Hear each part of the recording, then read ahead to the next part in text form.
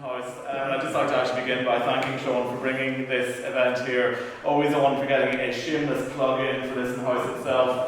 We are volunteers to keep this place ticking over with only one paid member of staff, so it's great to get events like this and get yourselves all up here this evening to see what we have here, and hopefully you'll come back and visit us again and see us during the day. But as Sean was saying, it's a very appropriate place to hold this particular talk this evening. All of the country houses in this area paid quite a high price during the First World War, and I'm sure a lot of you will know the stories of John Staples Molesworth and his brother at Spring Hill, and the Stewart brothers, Viscount Stewart and his brother at Stewart Hall.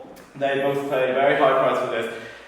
Here at Listen, we were slightly luckier in that most of those who took part in the First World War did actually manage to come out the other end. However, they did play a very active part in it, none more so than Hazel, who donated the house to the public. Her father, Sir Robert George Alexander Staples, the 13th Baronet, who was a lieutenant in the Royal Irish Service Corps. He actually signed up in 1912, or I should say, was granted a commission by Sir Edward Carson. Now, his father, the much more famous Robert Ponsonby Staples, as some of you may know, was a committed pacifist, socialist and home ruler. So he never actually forgave Sir Edward Carson for signing his son up as a lieutenant, and spent the rest of his life drawing horrific cartoons of Edward Carson everywhere to get his own back for having signed him up. Soon after he went into the war in 1912, he actually went to East Africa and completely vanished for about a month, and at that stage Sir Robert Ponsonby Staples went absolutely mental, but they managed to smooth things over, and Robert George Alexander Staples managed to get right through the war, eventually being invalided out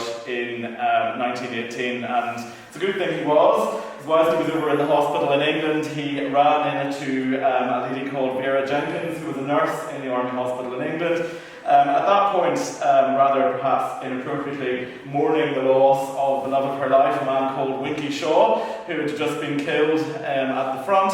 They met, Robert and Vera met and fell head over heels in love and decided they were going to get married, and it's written obviously thanks to that couple that Hazel ended up living here and the house ended up coming to the local community. So every card and all of that. But having said that, poor old Vera actually kept a photograph of Winky Shaw beside her bed for the rest of her life, and when the trust took over and we opened the photograph, which you can still see next door in the drawing room, we actually found the letter that the War Office sent her about a week before her future husband was admitted to the hospital, basically telling her that the love of her life, Winky Shaw, had unfortunately been killed at the front. But as I said, it was thanks to that tragedy that Listen House actually managed to endure. In addition to Hazel's father, obviously her husband also played quite an active role during the First World War. Harry Dolling and his brother Caledon had both moved across to Canada in 1912 and were living in a place called Kamloops. So both of them signed up to the Rocky Mountain Rangers in 1912 and were both serving actually when the war broke out, and were both obviously then sent across to the front. Harry eventually transferring to the 16th Battalion of Royal Irish Rifles. He, in 1916, and again this is something, we keep finding things here which really bring the story of this house to life, he was the officer in charge of burials on the 1st of July 1916 at the very height of the Battle of the Somme. And again, when the Trust were going through the archive room upstairs a couple of years ago, we found a very important letter, blood-stained letter, it has to be said, in which he was given his instructions on how to bury the dead in 1916, and it really does make for absolutely harrowing reading. So it really brought to home what he had to actually do. He again was invalided out of the war. He was shot in the knee on the 31st of July 1917. His kneecap was shattered and off he went and managed to survive the war. But perhaps much more famous than him is his younger brother, Caledon. Now, as I say, he again was living in Canada at the outbreak of war, and he at that stage had just married his much more famous wife, a lady called Alma Rattenbury.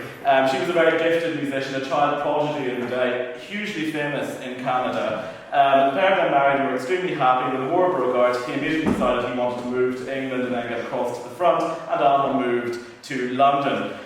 He headed off again to the Battle of the Somme, and unfortunately on the first day of this Somme was actually killed himself. Alma was so heartbroken by that she left her quite comfortable life in London and headed across and joined the French Red Cross and became an ambulance driver, was wounded twice and by the end of the war had been awarded the Croix de Guerre by the French government for her efforts during the First World War. A fascinating lady who really did, in this year of the 100th anniversary of the enfranchisement of women, I think it's quite good to remember this, played a huge role in the First World War.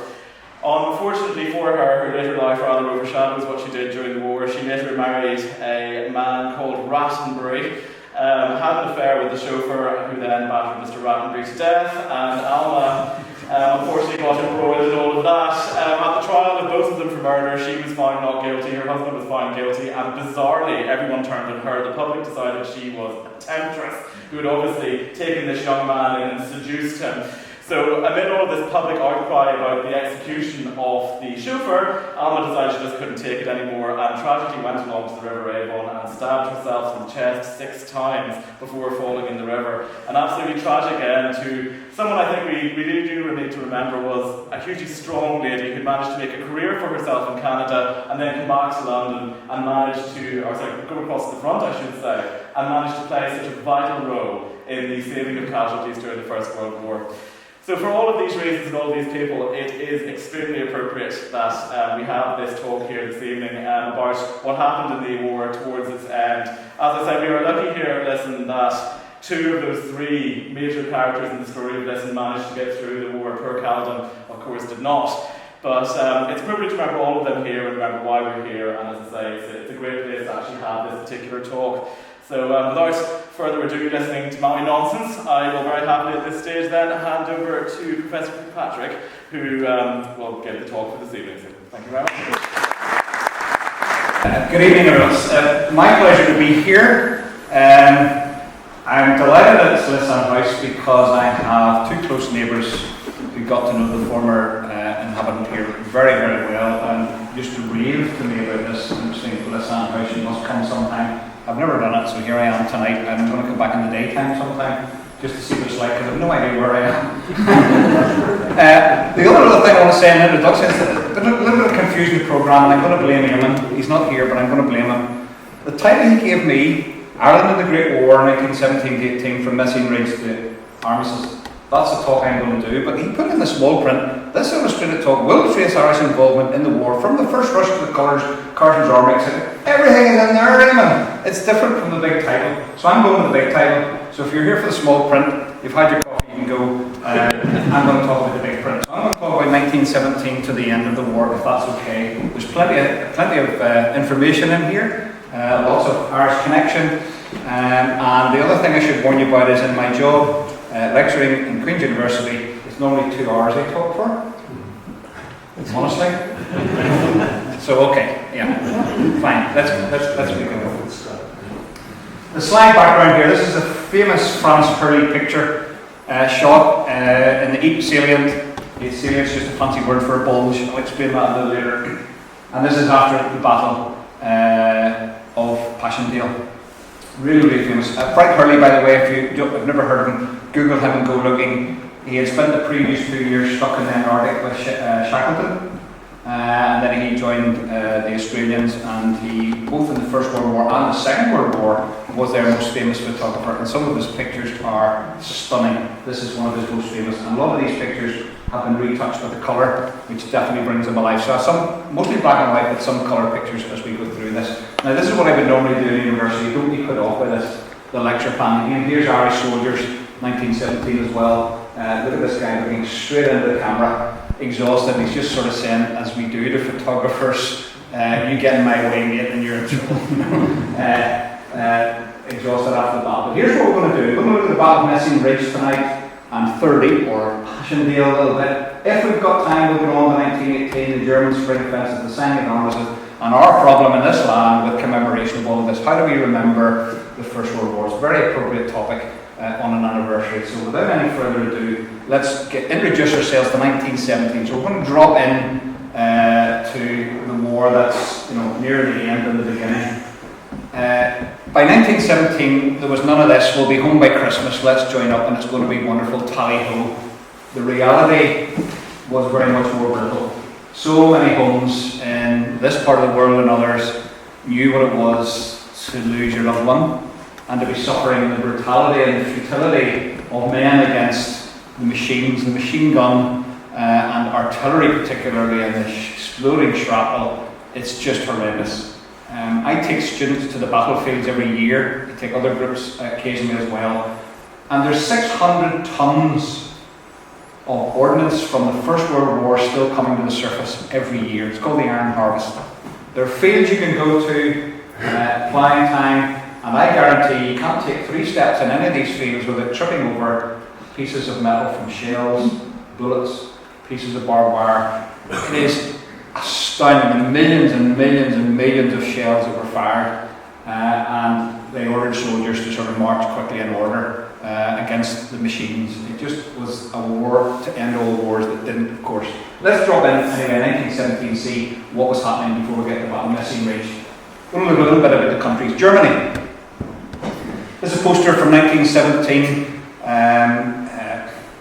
What can we say about Germany? Aware that the Allies were getting stronger and that the Americans were joining and there would be huge new resources for the Allies, they wanted to go for a short war theory and close things down. Paul von Hindenburg and Erich Ludendorff, their 2 generals, had replaced von Franklin in August 1916, and so in spring 1917 they moved back, actually moved back to the famous Hindenburg line. That's a new line of defence. It shortened their line and freed up 13 divisions. The front was now 25 miles shorter, gave them more men. Don't think of set trenches anymore in 1917. There still are trenches, but the Hindenburg line is like a killing zone that's maybe 2 miles deep, with strong pillboxes and machine gun posts, all connected to each other, natural obstacles like water, forest, that funnel attacking troops into an area, and the machine guns trained in that area. You've got to get through 2 miles, and the barbed wire and all the rest of it, and the rough terrain. It's not a single trench that they're going to defend, so they retreat, having spied out the land, and this is a really strong defensive line. This is going to be the boundary of the new Germany. So they retreat in the spring of 1917. Back home they've got domestic hardship. The Royal Navy have a blockade in Germany, and people are starting to lose weight, and people are starting to starve, and there's unrest at home. The submarine warfare is intensified from the Belgian ports of Ostend and Zeebrugge, and the Russians are going to go out of the war in 1917, and all the German troops in the east are going to come back to the Western Front. So they're going to get somewhere between 500,000 and 1 million more men for the West. So there's going to be massive confrontations in 1917 and going into 1918. That's the German perspective. This is Kaiser and people's thanks to the army and navy, it says at the top of this poster. France. France had carried the main burden of the war up until 1917. So they had the heaviest casualties. For example, at Verdun, 340,000 casualties. The numbers are horrendous. By the end of 1916, the French army is exhausted. Germany still occupies 10% of French territory. They have a new army commander, Robert Neville, and in April he promises victory, ridiculously, within 48 hours, the Neville offensive, and of course it fails, and there's lots of bloodshed again, casualties, and so the French army are in mutiny, and they're not able to carry an offensive capability anymore. France is on its knees as we go into 1917. Russia. Major contribution had been tying up the Germans in the east. The Russians had so big an army, so big a population, and it was just like a mince machine, and then we're going in, fighting the Germans, being killed but being replaced. And the Russians literally ran into the war, 1 rifle between 2 soldiers. I mean, just ridiculous. But they had huge manpower. But in March 1917, a strike in Petrograd turns into a rising. The Tsar abdicates on the 15th of March 1917. The new provisional government comes in, but the Bolsheviks have their revolution on the 25th of October, and Russia is out of the war. The German troops can now go back to the west, as I've said. The USA are coming in. Uncle Sam's going to come and save us all. At least that's what they thought. They entered the war on the 6th of April 1917, but it's a tiny army, 130,000 men. The British Allied Army was 1.2 million men, so 130,000 is nothing. They could lose that in 2 weeks. So there'd be another year before they would make an impact, and they did make an impact in 1918. They're starting to emerge onto the world stage, but 1918 will be their year. And finally, the UK, dominated for the first few years by Kitchener in the war. The priority is to keep France and Russia in the war against Germany.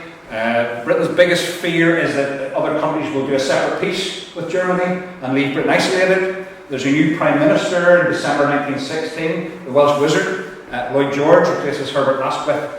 The British Army will now have to step up to the mark and start to play a major role in 1917, especially after the failed French offensive under Nivelle in March 1917. And Douglas Haig favours a Flanders offensive. So here we now start to get to the Battle of Messines Ridge. Let me explain a little bit, show off my little pointer here. This is a close-up of the front in Belgium. Most of Belgium is in German territory. So this whole Fawn area, the Germans occupy this. Here's the town of Ypres. Think of the centre of a saucer, or at least half a saucer, and you've got an idea what it's like. It's on all the lying ground, of course, in Belgium, but these row of hills all the way down here, snaking around Ypres, and the Germans control the high ground, and they can will lob shells into Ypres. And Ypres is symbolically the place the Allies will not give up to the Germans. Although right at the start of the war, the Germans had been like 20,000 German soldiers had marched through Ypres, but they had retreated back into the hills, and the Allies came in and held the town. Now the Battle of Messines Ridge, here's the town of Messines. Okay, it's about 12 miles from here. And as the line curves back to the east here and then this bulges back out to the west, Messines is on this rise of ground. And the Battle of Messines Ridge starts on the 7th of June, and we're going to have a major Irish contribution here. The objective is to take out the bulge, attack from this side, going towards me in the direction of this arrow, up the hill to the ridge, and try and make the line, instead of bulging out like this, try and straighten the line down here, which is actually what they did. So it's going to talk about a battle, one focus, one event in June 1917, where the Allies and the Irish are right in the middle of it, the 16th Irish and the 36th fighting side by side, and we're going to capture Whitey, which is a little town about here, and the New Zealanders are not going to take Messines, and we're going to talk about this battle up the hill, capturing the ridge, and just how that actually worked out. Okay, what is Douglas Haig's real plan? Well, he envisaged breaking through here and then swinging around in this direction behind these hills and heading for the ports up here, Ostend, Zeebrugge, stop the submarines, and wrap up the war pretty quickly. That's the big plan. Quite the big plans. Here's a little picture of some of the Germans in the area. Adolf Hitler is a courier or a runner. Very brave soldier, actually.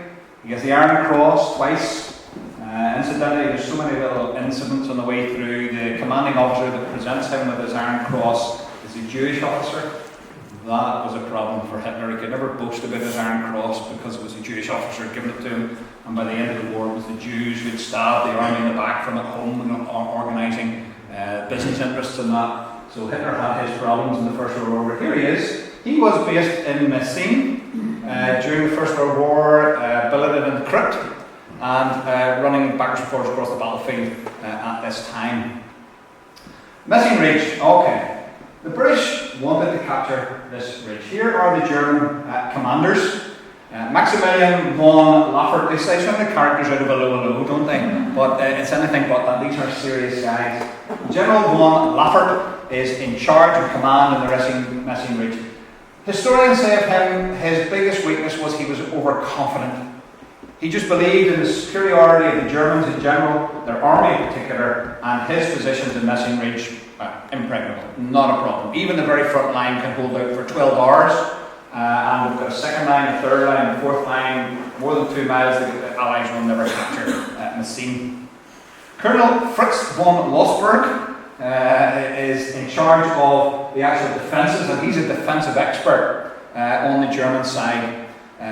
The key for the Germans in the tactics on Messines is flexibility.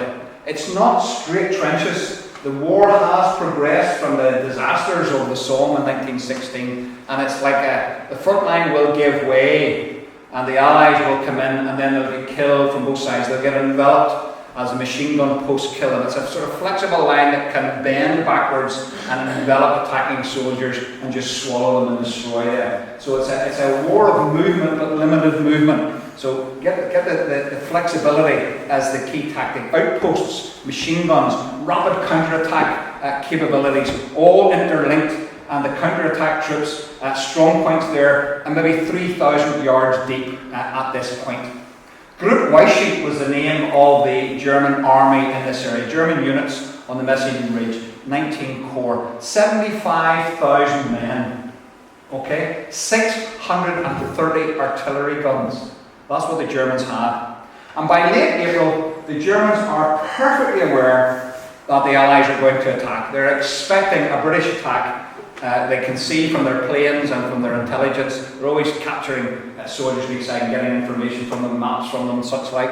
And by late April, they knew the British were planning an attack. But the Germans were arrogant. Lafayette believes there's no problem. We can take 12 hours of attack before we even have to bring up reinforcements and do anything about it.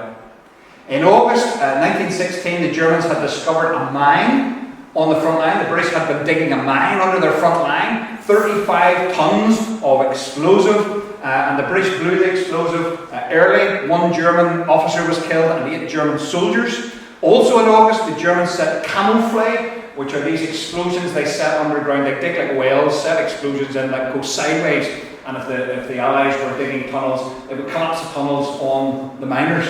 There's a whole underground war. Read Sebastian Fox if you want to get into that story. And the Germans killed on that occasion 4 British tunnellers. They also captured a Canadian deserter who had gone over to the German side, completely disorientated, and he told the Germans there's at least 2 other tunnels been dug, but they didn't believe him. They thought it was a plant and a story, and the man was deranged and trying to say what he thought they might wanted to hear. So the Germans never grasped the issue that actually the British had lots of tunnels been dug, as I'll show you in a moment, underneath their very front line. The Germans requested more planes continually. They had a shortage of planes. They had only 300 planes from this area right to the English Channel, and that was nowhere near enough. They asked for planes several times, and they were always refused. Now, on the British side, here's the commanding officer. What a magnificent moustache. I aspire to this. General Plumer, Herbert Plumer, old school, but incredibly well organised. And it's one of the things he learned from 1916. See, it's not all lions led by donkeys. Some of these generals do learn, and Plumer is certainly learning. And he had lots of preparations. He put in charge of what's called Second Army, and their task is to attack all along this line and straighten it to here. So Plumer has lots of things he wants to get involved in. Here's some of the things that he got involved in. This is the key to their success. First of all, mines. 22 tunnels were dug. Some of these tunnels are 90 feet deep. Now just think about that, 90 feet deep into the blue clay and then going forwards. And by the start of this battle, there are 8 miles of tunnels. These tunnels, and I want you to think about the tunnels, 2 feet 3 inches wide and 4 feet 2 inches tall. If you're claustrophobic, you don't go down here. 90 feet down and then forward maybe several thousand yards, several hundred yards certainly for most of them. Packing them with up to 450 tons of high explosive right underneath the Germans. You go deep, and their biggest problem, their biggest challenge is to hide the blue clay from the German plane spotters. The blue clay is very distinctive, so you bring it out at night, or you bury it, or you take it away back and lose it somewhere else. You've got to disguise the fact, and the Germans didn't realise this amount of tunnelling was going on. It was going to be one of the big surprises and secrets and reasons for the success in this battle.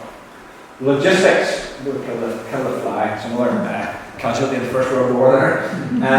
This is taken off one of the programmes recently in the television, all the colour, I like the colour in it.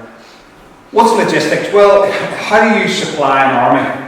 You've got to bring the soldiers in at night as quietly as possible. The Germans will not know how many are there. You've got to then feed them and arm them and all the rest of it. So you have light railways, you have roads, you have ammunition, you have food, you have reinforcements. It all has to be stockpiled. This army needs, and wait for it, 600,000 gallons of water brought forward each day. You don't just turn the tap. 600,000 gallons of it and the weight of that. 115 miles of light support railways were laid for this battle. New assembly trenches had to be dug, accommodation for the men. 19 trench raids were held in May. Trench raids are interesting things. Up to 12 men, or maybe up to 300. And do you know who was the best at it? The Irish. Second best, the Australians. Trench raid, you go out at night, just with a club, some of your rifles, yes, and you're trying to capture prisoners. Kill a few people, kill a few Germans, but bring some back. Try and get information from them. And the Irish loved the trench raids. It appealed to some of them. Going out at night, they made their own clubs. I don't know what you do in Cookstown for recreation, but to go out across no man's land and just jump into the trench, grab a few, shoot a few, bayonet a few, bring 3 or 4 men back just to get your information. And the Irish and the Australians excelled at this. On the 27th of May, 300 of the 2nd Dublin Fusiliers went out. They captured 30 Germans, they killed another 50, and they brought back a pile of papers and maps that were invaluable for this battle. So that's going on beforehand, all around just this. The artillery, sorry the picture's slightly out of focus, my shaky hand off the television. The Germans had just over 600 guns. The British had 2,266 artillery pieces. And in the week before the battle started, they fired 3.5 million shells at the Germans. They had accurate counter-battery fire against the Germans. They started to triangulate on the German gun positions. So they're taking out the German guns before the even starts. And there's coordination with the Royal Flying Corps planes, which have virtually total air supremacy. There's lots more planes on the British side. The communications have to improve. Here's the map, the model. About 20 miles behind the lines, and they brought groups of junior officers in groups of 20 at a time and talked through the battle plan. This is in the Seine Ridge. So you walk around and you understand the terrain, you understand the objectives. This is learning from the Somme where they were out and they didn't know what they were doing. Everyone knows their part, everyone knows what they can do in the battlefield. It makes them flexible, they can reform, they can reorganise, they can prioritise the direction they're going and what the objective will be. Communications had always been a problem. What the standard tactic had been is the so-called creeping barrage. The artillery fires for a week into the German front line, and then at 0 hour it stops and it starts to move backwards slowly, maybe 100 yards every 3 minutes. And you're supposed to be up and attack into the German front line. There'll be no opposition because of 1 week bombardment, 3.5 million shells, and then you stay just behind your creeping barrage and you move forward. The problem was the Somme and other places. Once the creeping barrage went off, it couldn't be adjusted. So if there was a hold up in the front line, the creeping barrage marched away on. Over the terrain, the Germans come up out of their dugouts and were ready to fight. There's no mobile phones. The cables going across ground invariably are bombed and broken, and it's just hopeless. Now we've got planes in the air. Now we've got communications. They drop by with information in them, so the communication is as quick as possible. They haven't quite got the radio yet. That comes the next year, from the planes to the ground. The cables are now buried 6 foot underground, so a little bit more safer. They've got models to take the soldiers to. There's special signals. There's a Watson fan. It's called a white disc that spins incredibly fast, and the planes can spot this in the ground. They know where the soldiers are. At Vimy Ridge area this year, the Australians were excellent in this. The Canadians were excellent in this, little metal discs on their back. So the artillery, when they looked through the binoculars, could see the sun shining on the discs. So they knew where the soldiers were. They could adjust their fire. Not on their back, but on their sides. So that if they have to turn around, they can rip them off. It's all thought out. It's primitive, but it works. And as I say, the information bag's been dropped from the air.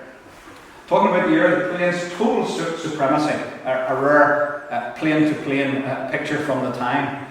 44 German planes were destroyed in 5 days before the battle. Excellent use of reconnaissance. Pictures, accurate photographs of the German defences, their gun placements, their troop movements. Bombing getting more precise. And 53 Squadron, which is working over the Irish soldiers.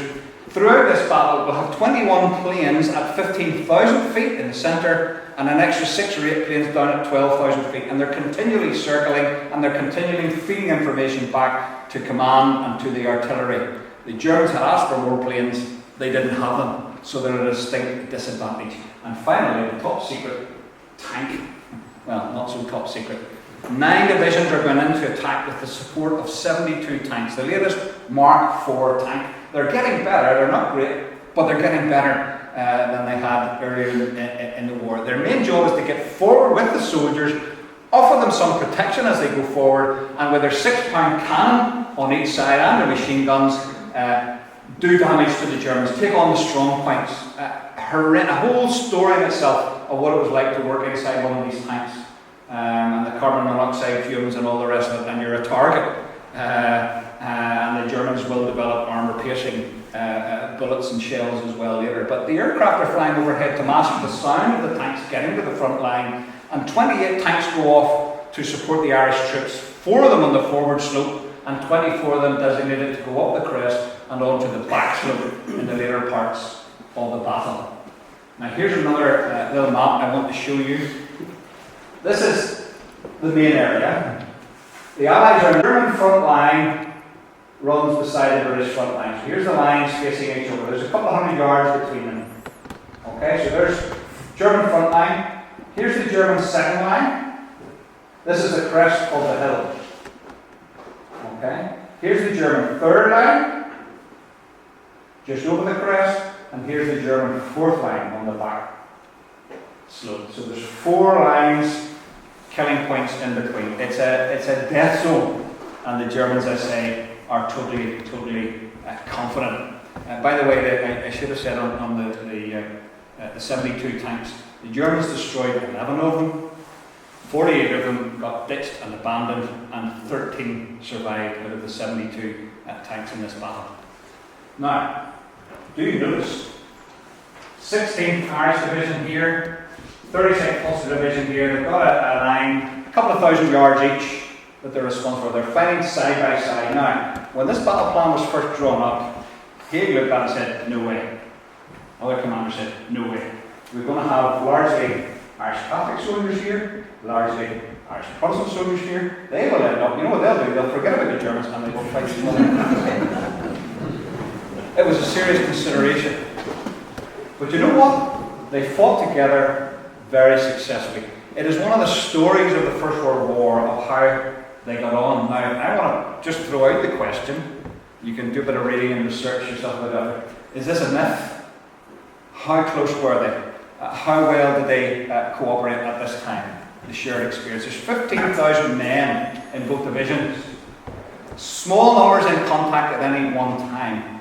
They had different rest areas behind the lines. You can guess which is which. One's called the Shankill and one's called Celtic Park. And you guess which is which rest area. They played several football matches against each other. Up to 3,000 supporters, that's better than any Irish league match. 3,000 supporters. They had to get special permission from High Command to hold these football matches because of the concentration of so many soldiers out in the open like that. The Germans had known about it. A few bombs, a few shells could have done serious damage, but they were determined to have their football matches. The second match, Whisper It, was played on a Sunday.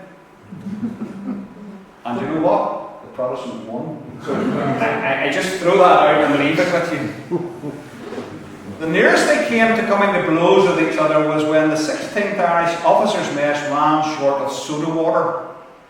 And they sent over to the 36th, could you send us some soda water? And the soda water was duly sent, and there was nearly a riot because it said on the bottles, Boyne water. But it was from a bottling company in Sandy Road. It was not the actual Boyne, but the Irish soldiers in the 16th thought this is an insult. They're trying to do something to us, but it wasn't to be. Anyway, we want to look at the experience of the Irish soldiers a little bit. Their objective is to string the line, try and get up on the ridge along here, capture the town of Messine here and Whitesheet here, the 16th and the 36th fighting side by side. Now, you will notice little circles. These are the mines. Okay, these are the mines. Petit Bois, Elsbury Farm, Peckham Farm, Spunbrook Bowen, Cruciat 3 here. These are the mines that are going to be blown right at 0 hour at the start of this battle on the 7th of June. 0 hour was 3:10 in the morning, 90 minutes before dawn. It's still dark. Visibility is about 100 yards, so there would be maximum confusion with the Germans. The British guns that had been firing for a whole week, they stopped twice early in the week to fool the Germans who would jump up, think there's going to be an attack. Didn't happen. So that when the guns stopped, they think, well, we've done it twice this week. It's not the attack, but it was the attack. 19 mines here exploded at 10 past 3, 30 seconds apart between all 19 mines. The noise was so loud it was heard in London and it was heard in Dublin. It was the biggest man-made explosion in the history of the world for the atomic bomb. Here's a picture of some of the shells that have been fired. Here's the actual 1636 battle plan. You see the creeping barrage and the time limits. That's going to work its way up the hill past the German lines and our soldiers to follow behind. Just trying to explain how this is to follow up. 3.5 million shells fired from the 2,266 guns, incredibly accurate. Here's the damage an artillery bombardment does to a German front line. Pretty serious. Touched in picture. The colour, but death and destruction. An artist's impression of the Irish coming out of their saps, the forward trenches out into no man's land, and the gentle slope. It's not a mountain, they're not climbing a rock face, it's just a gentle hill up here, and these mines going off in front of them. It is reckoned that the 19 mines exploded, something like 10,000 German troops were killed.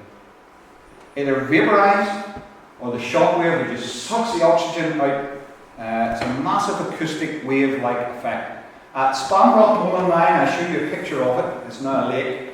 They found after this battle in a pillbox behind 4 German officers sitting at a table, not a mark on them, stone dead. Oxygen just sucked out of the pillbox and just killed. But they're just sitting there at the table as though they're having a conversation at their breakfast. No physical wound at all on them. So here's another battle map. You see the 16th here, the 36th, and the mines that went off right in front of them to give them this massive advantage at this time. Let me just get my place again here. Here's some of these modern pictures. Google Maps, wonderful. The Petit Bois craters, just these lakes. You can see the size. These are massive fields, by the way, bigger than we would have here usually.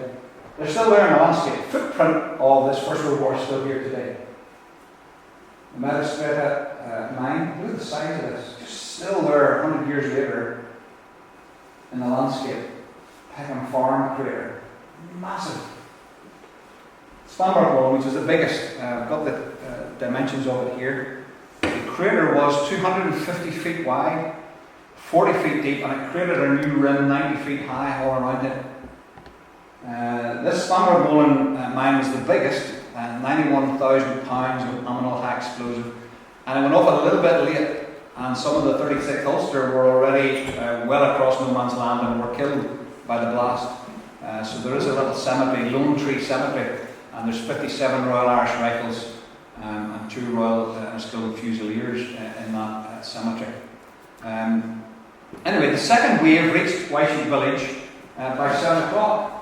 This is the Kushrat craters, 2 of them. There's a bunch of 3 here, still to this day on the landscape. I put this slide in. Let me just get you the statistics on it. Oh, jumped out of it. I might jump back into my notes in 1 second.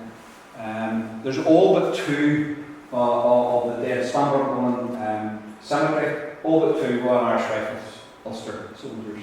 This is no man's land. They're starting from back here. They go down no man's land. This is the right. This is a Wyshie church card. And seeing is over here. And this is in no man's land. The first line of it here, the Germans. And this is a battlefield cemetery always. And that's where they've been buried after the battle.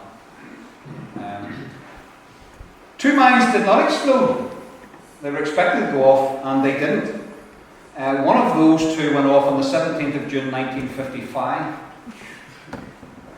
When an electricity pylon was struck by lightning, the mine underground exploded and killed a cow. The other one is still there, somewhere in the Petit Douve area. It's just down the road from this scene. No one knows exactly where it is because the maps have all been lost. So you tell the students and they look at you very nervously and I'm winding you up and say there's about £50,000 of high ammo explosives under the road we're on somewhere today and it hasn't gone off yet. It's possibly safe. Anyway, huge success right along the Messine Ridge, the Anzacs, the Australians and the other British units. The first objectives were captured within 35 minutes. Which is fantastic. Absolutely fantastic. They've learned from the Somme. The supporting battalions then move through, take the second objectives. There's some pockets of resistance, some very fierce fighting, Irish casualties, more artillery, more success, and the final German resistance is broken north of Weissman by 7 a.m. They started at 3, just 3.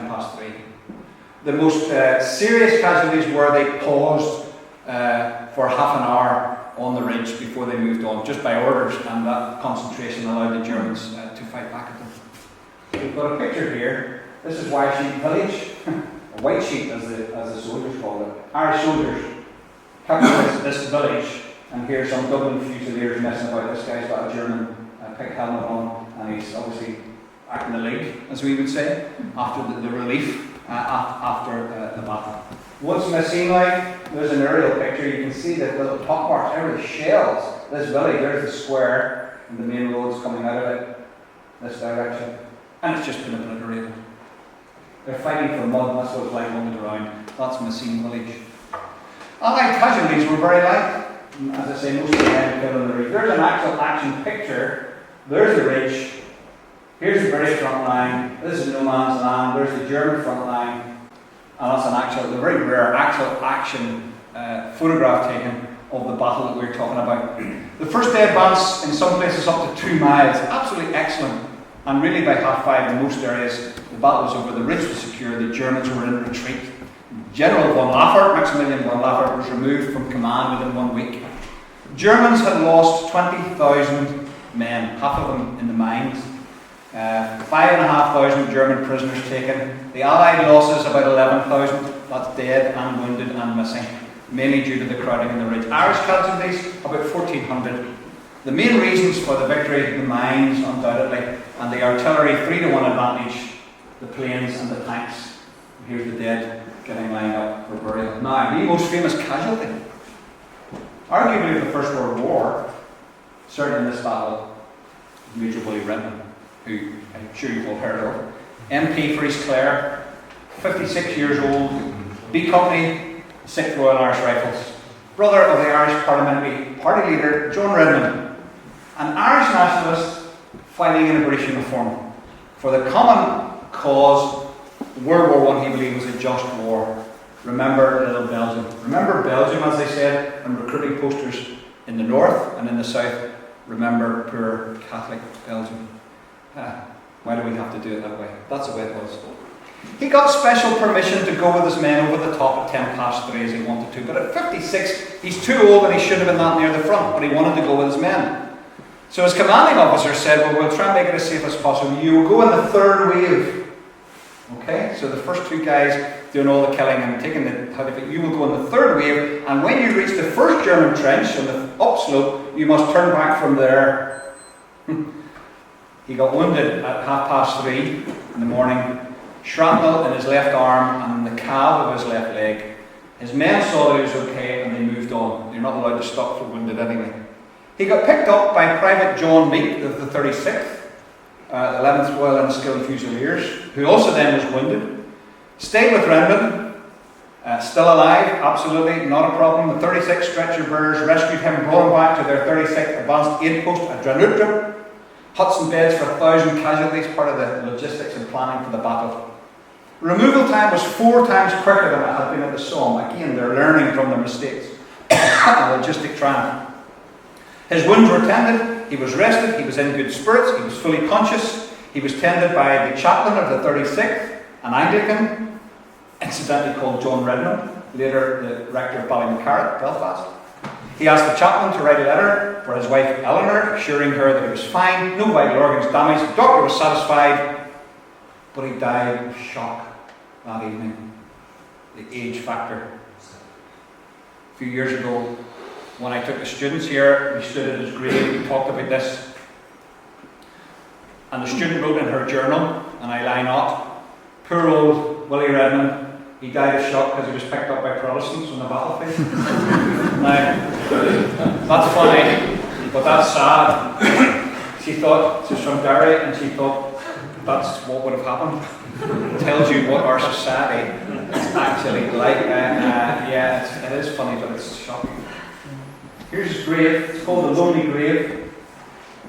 Here's the Commonwealth War Grave Cemetery where his buddies are buried, and he's, 35 yards away.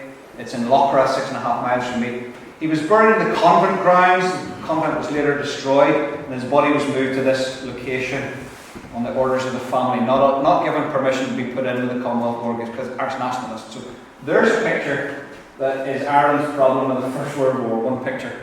Here's a guy, very brave soldier, MP at Westminster, fighting in a British uniform, died, but he's an Irish nationalist, so he can't go with British soldiers in here. Even though there's a plot, this is the 70s, there's a plot up here reserved for him. In 1956, the grave was completely overgrown, the nuns left. 1967, the 50th anniversary, the family gave permission to move his body into the cemetery, but the local priest in Belgium objected, and the local people objected, and it still sits there. And the Commonwealth War Grave Commission cut the grass around. That's like I said in the old pictures, but this is part of the convent, these two pieces of post, and this Virgin Mary statue that has been moved just slightly to the side. It's a slightly out of date picture if you've been there.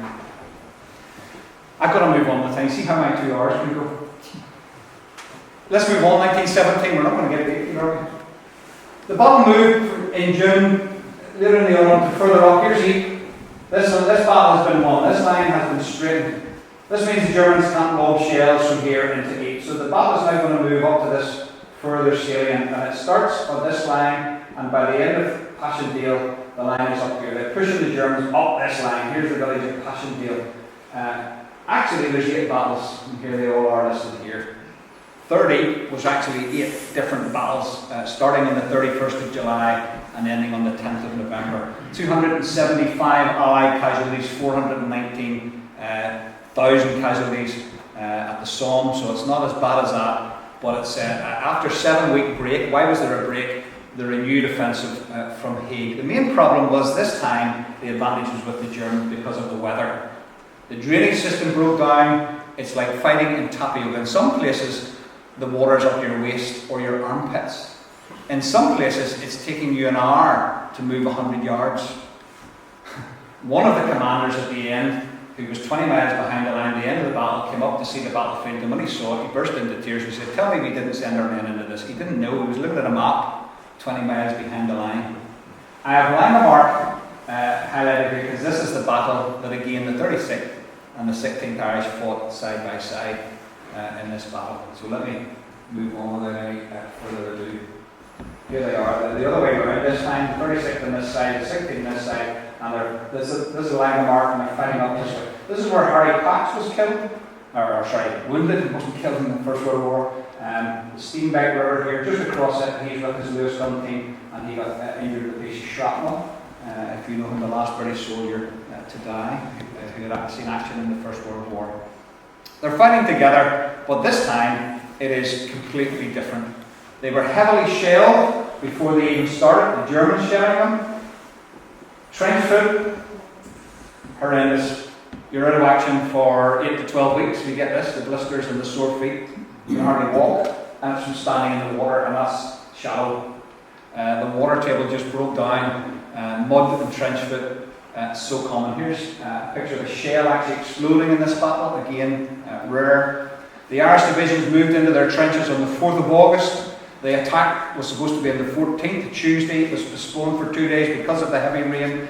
Major General Oliver Nugent, commanding officer of 36th, wrote to his wife, "The weather conditions are simply indescribable. The mud is knee-deep. It is awful weather for active operations. We are living under continual shell fire, and the Germans overlook us at every point."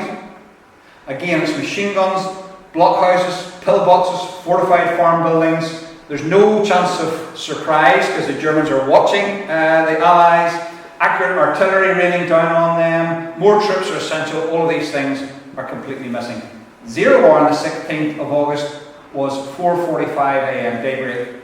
Their objective was 1 mile up the slope but it was open, flooded ground all the way. The Germans didn't have trenches, all pillboxes built above the ground, that had to be, machine guns supporting each other, fortified concrete, 20 or 30 men in each pillbox, and the attackers, wait for this statistic, were reduced by 1/3 within 30 seconds. So the whistle goes, they go forward, 1/3 of them are casualties within 30 seconds. At 8:30 in the morning, the Germans counterattacked, and by 9 a.m. the Irish troops are all back at their starting point. It is a military disaster, no gains, only death, all in 1 year. The 36th Division had 603 dead, the 16th 595, 1,198 men in total. Casualties, the 16th 4,200, the 36th 3,600. They're virtually wiped out. Nugent wrote to his wife the next day, "It has been a truly terrible day. Worse than the 1st of July, I'm afraid. Our losses have been very heavy indeed, and we have failed all along the line." There's the sort of love they're fighting in. This is a famous picture. It's better to wound a man than kill a man in these conditions. There are 7 men in this picture carrying this stretcher. There's an 8th man taking the photograph.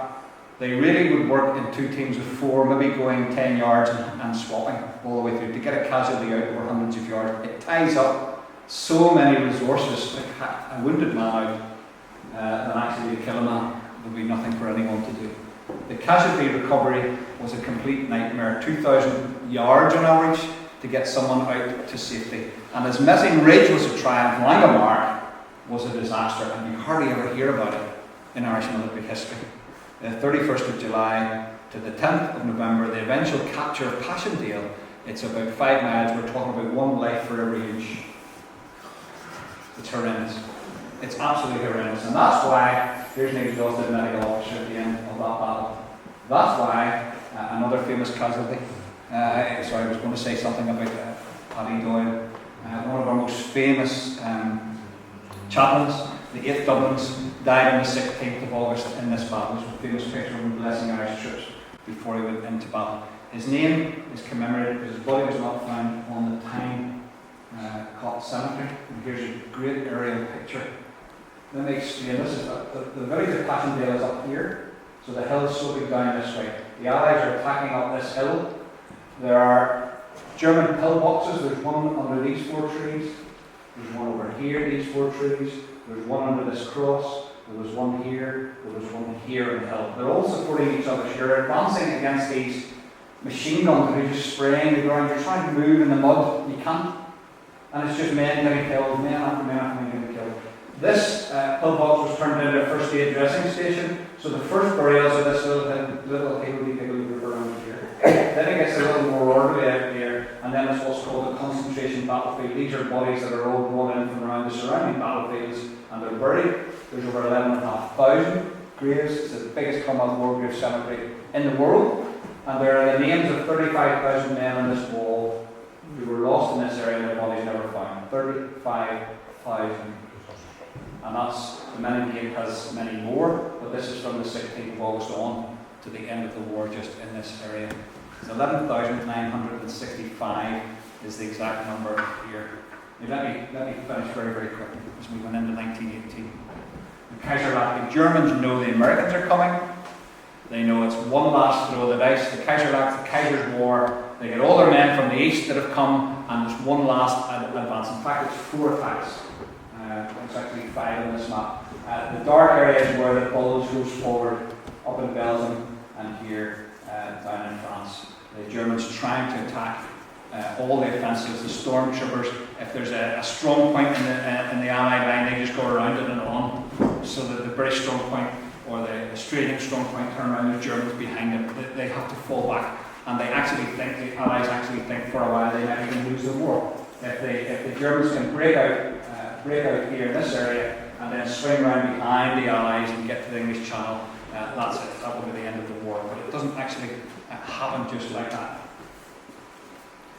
The Allies fight back. I'm not going into the details of with American help and certainly rolling back. And with new tactics again, the Australians and the Canadians particularly improved their mettle in 1918.